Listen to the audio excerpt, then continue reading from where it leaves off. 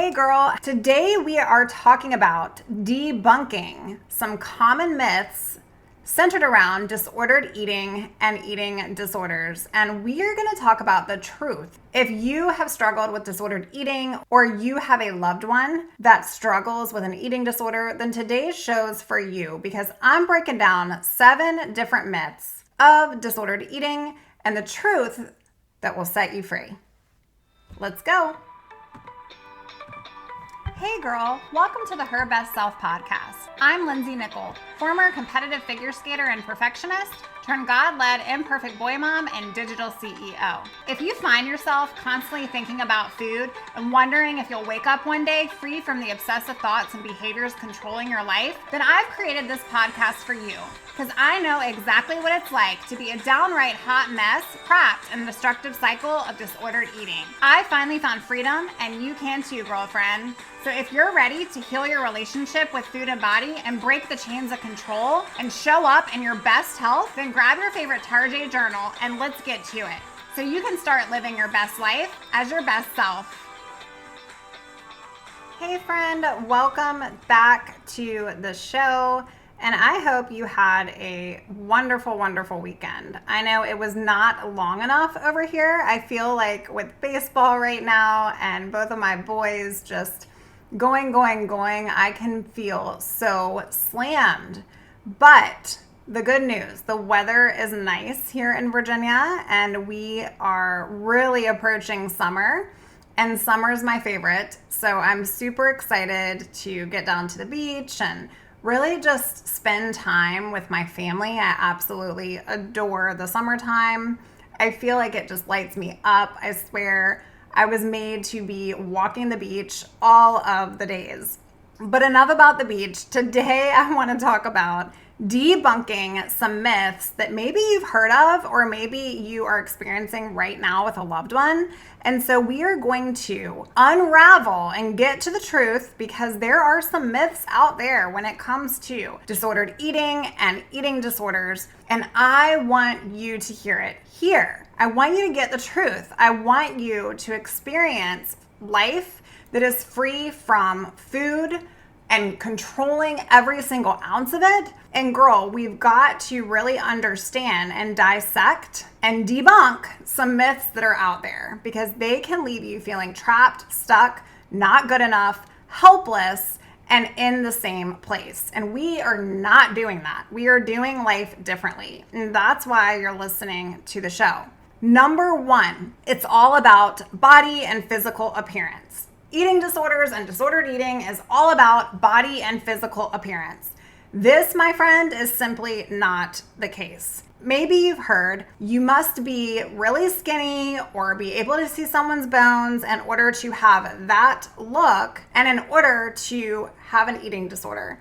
And this is simply not the truth. Now, I will say models and social media have given a rap in terms of the image of the common eating disordered person and what they look like. However, most people with an eating disorder are in fact not underweight at all, which means you can't just tell by looking at someone, right? You cannot judge a book by its cover and anything else in life, and this goes for eating disorders as well. In fact, less than 6% of people with eating disorders are medically diagnosed as underweight. Academy for Eating Disorders has this scientific research that 75% of people don't seek help because they don't feel like they're sick enough. Friend, you do not have to be underweight to have an eating disorder. If you struggle with disordered eating, you are not alone.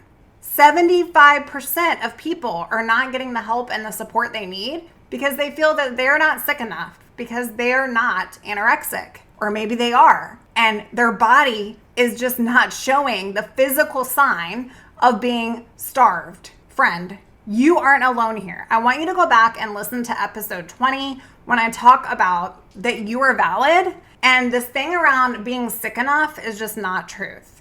It's not all about body and physical appearance. And you don't have to have a certain look to have an eating disorder. In fact, this is so false. And I'm truly passionate about bringing the awareness here because it's simply not true.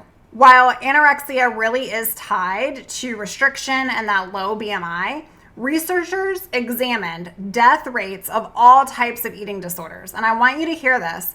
Individuals who abuse laxatives, who vomit, who purge, who overexercise, actually had a high risk of sudden death due to electrolyte imbalance, heart attack, organ failure, and stress. Sister, if you overexercise, if you restrict, if you binge, if you purge, if you have any disordered functioning whatsoever in terms of your relationship with food and your body, the National Eating Disorder Association and the National Eating Disorder Organization also claim that this has absolutely nothing to do with how you look. It's not all about body and physical appearance. You cannot look at someone and say whether or not they have an unhealthy relationship with food. In fact, majority of the time, we have absolutely no idea. And that's what makes eating disorders so deadly and so scary. Number 2, it's all about food. So we just talked about it being all about the body, and people will say that all the time, that there's that special look of someone that has an eating disorder. And that's not true. Well, neither is it all about food, and it's not a choice either. Yes, disordered eaters focus heavily on food and weight and all of that, right? Because there is this stigma of perfection or wanting to be better. However, researchers link this way beyond than just food alone. It actually ties into anxiety and depression and perfectionism and ADHD and OCD and mood disorders, body image distortions, the list goes on. But eating disorders are mental illnesses. And those mental illnesses are tied to psychological, biological, and sociocultural roots. So it's really more about control. It's more about identity. And you will hear me talk on the show how we link false sense of truth and false identity into our eating disorder that takes over who we are, body, soul, and emotion and person, and all of the things that are who make us us. And so this is why that control, that unworthiness, the power of the mind has so much power over you, sis, because you are constantly living in that state that's a false state. And this is why you can't just eat a burger to recover. And so when people will try to help those that they love and say, you should just go eat somewhere, maybe if you gained a bunch of weight and had weight restoration happen in recovery, you would just heal yourself. But the truth is that's not true. There's so much more mental stuff that goes on in the brain, and it has nothing to do with food. And it's not a choice. So we need to be very careful when we're talking about disordered eating and eating disorders, and we're out there talking to those that we love, because this is so much more than just food. This is worthiness. It's control. It's perfection. Every single client I work with, and if you're one of them and you're listening right now, all of these things are hitting home for you, because you know that in recovery, we have to create the very best version of ourselves in order to shed the false sense of self. And that all ties to looking at who we truly are. It's so much more than food. It's all about identity. Number 3, dieting is normal.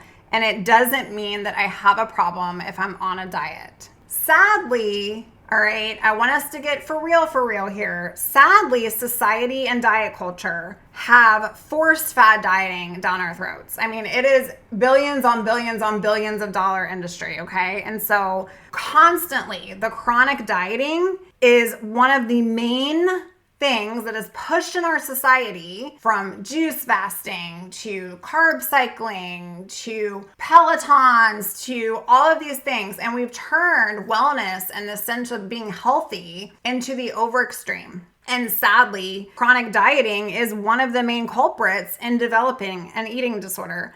However, restriction and cycles of binging and purging, limiting calories, trying to manipulate your weight, having a love-hate with the scale, and focusing on either losing or maintaining weight by over-exercising is disordered. Unless this is done due to a medical necessity and you're working and being instructed by a healthcare professional, then trying to lose weight to maintain a sense of appearance or always be on a diet so that you can be a certain number is disordered. I feel like culture tells us it's normal, but it's not, sis. Dieting is not normal. Intuitive eating and listening to the way that your body feels and performs at its best, nourished to flourish, is normal. Restricting is not. Okay, the fourth myth we're going to debunk today is I must follow a meal plan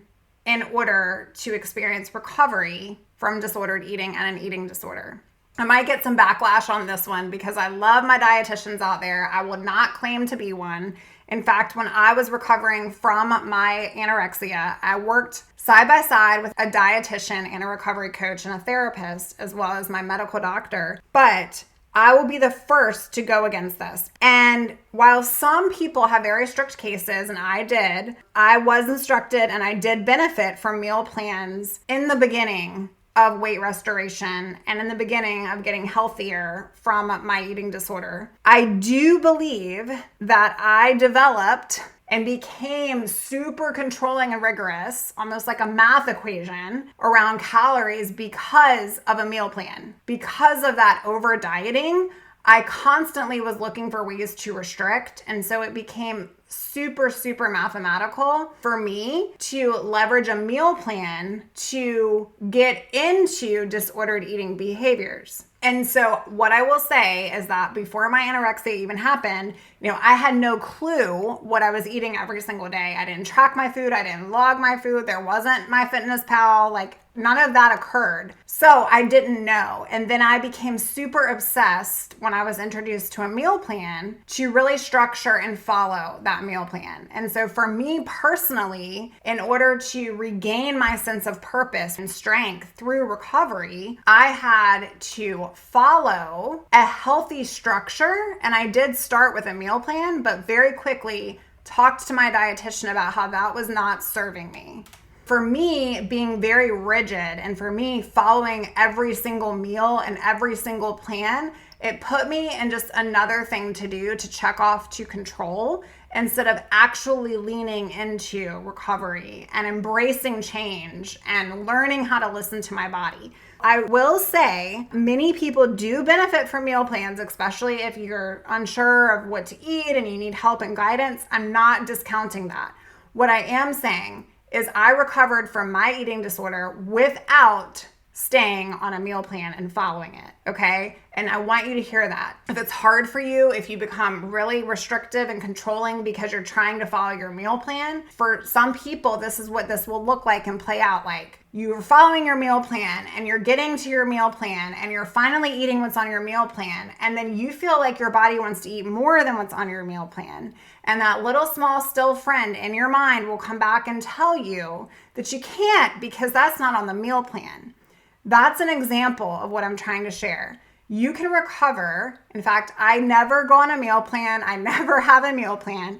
I leverage the 5x5 with my clients. And I feel like for me personally and many of my clients, they look forward to having options to choose from. And then when they finally are at a place where they feel like they can trust themselves to make sure they're eating enough, there's not that huge necessity for a very rigid and strict meal plan. I do believe that meal plans can be helpful. However, I don't feel that you have to have one in order to recover from an eating disorder. Number 5, family dynamics are the cause of disordered eating. This is simply not the case, and I'm going to break it down for you right now. I had the 2 best parents on the planet and the most incredible childhood. And I had the most debilitating experience with anorexia. Many parents blame themselves for their child going through these illnesses. And the truth is, I just want to talk to someone today because I want you to hear me. mom, dad, sister, friend, you did not cause an eating disorder to occur in the life of the person that you love. Now, it is known that genetics play some into the development, however, not the cause. Just like parents can't cause cancer and parents don't cause anxiety, that's not the only thing going on in that person's life. It's not because of the parent. It's not because of the childhood. I want you to hear me. I had the world's best parents, and I still had a near-death experience with an eating disorder. I would put my mom, who did save my life, you can listen to it in episode 1, up against any mom out there. And the best thing that she did for me, so if you're a parent and you're listening to me and your child struggles, was to be there to support me. She did not take no for an answer. She wasn't going to just sit there and let me struggle with this. She got in the boxing ring with me and she was like, Lindsay, you're going to tell me all day long you're fine. And I hear what you're telling me and I respect you, but I love you. And part of being a parent is for me to love you. And I want you to know that you're enough and we're going to work on this together. And I'm not judging you. I'm just here for you. And you know what? That's what it took for me.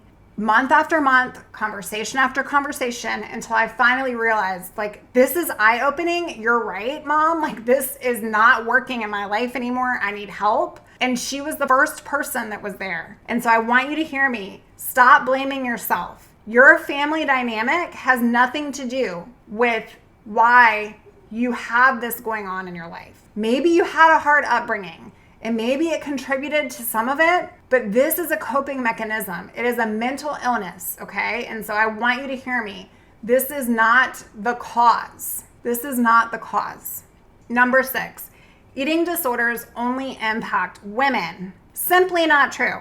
Eating disorders, like I mentioned with number 1, and it not just being about body and physical appearance and having a certain type of look, there is no one size fits all. There's no gender that it impacts. There's no race and ethnicity. Like, it's all of the things. It's simply not true. It impacts anyone and everyone. Yes, eating disorders impact more women than they do men. But according to the Center for Disease Control and a Harvard study, they found that every 1 in 3 people diagnosed is male. What is really interesting to me is that the distortions play out a little bit differently. So while women are really rigorous around losing weight, men are around building muscle and have these distortions and these food controlling behaviors.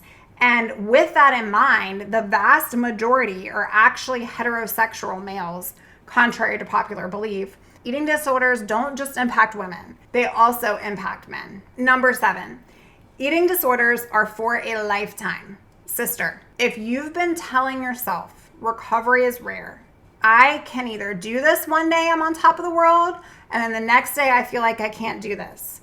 The black and the white thinking. The truth that is going to set you free today is recovery is possible. And not only is it possible, it's highly probable for you. How do I know?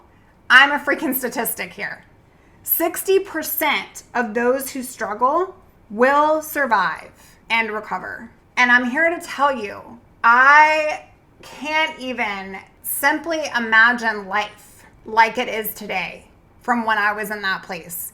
I was so caught up in being in my own bubble, I had no idea what was yet to come for me because I was wrapped up in the mind, and the mind is so powerful. And I want you to go back because I talk all about the power of the mind in multiple episodes. When I released and surrendered my desire and what I wanted to God, who created me, because I could no longer do it. I could no longer be here in this body doing these behaviors. I was miserable. I was at a breaking point. And I knew that I couldn't do this, not another day. I couldn't do it anymore. I was so tired. And in that moment, I thought to myself, I can sit here and I can let this kill me, or I can rise up because I'm not a quitter. And I want you to go back and listen to that episode if you haven't yet already.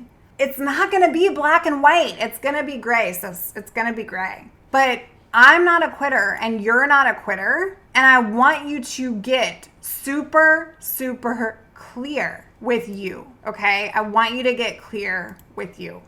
Go back and listen to episode 12, the biggest lies you're believing that are keeping you from your best self. Recovery is possible. It is so possible. Is it going to be hard? Yes. Is it going to suck? Yes. Are there going to be times that you feel like you're going to die? Yes. Are there going to be days that you hate it? Yes. Is it worth it? Yes. Is there life after it? Yes. Is it possible to never go back to an eating disorder? Yes. Is it possible to relapse? Yes. Is freedom possible for me? Sister, it is. And having peace with food and your body is possible. And getting all of that is going to take you believing in you even when you don't yet. And it's going to take support and accountability. So if you're listening today and you're out there and you think that you can do this by yourself, I truly hope in my heart that you can. But why would you want to? Why wouldn't you want to get help and seek support from someone who's been there, from someone who sees you, from someone who's been you? And if you're looking for that support, I want you to reach out. I want you to go to lindsaynickel.com. You can apply for personalized coaching right there on my website, where we will hand in hand, week after week, work together on your recovery journey. But even if you decide that I'm not the coach for you, or you're just here to binge listen to my podcast, sister, I want you to know that you cannot do this by yourself, because there's going to be days that are hard and you're going to need someone on those days. You weren't meant to do this alone.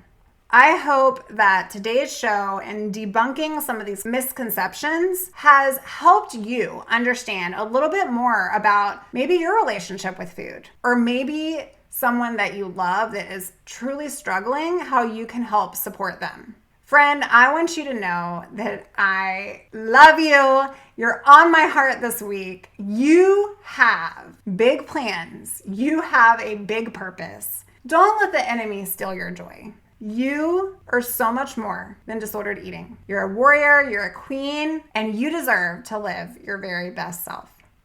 I'll talk to you soon, girl. Bye for now.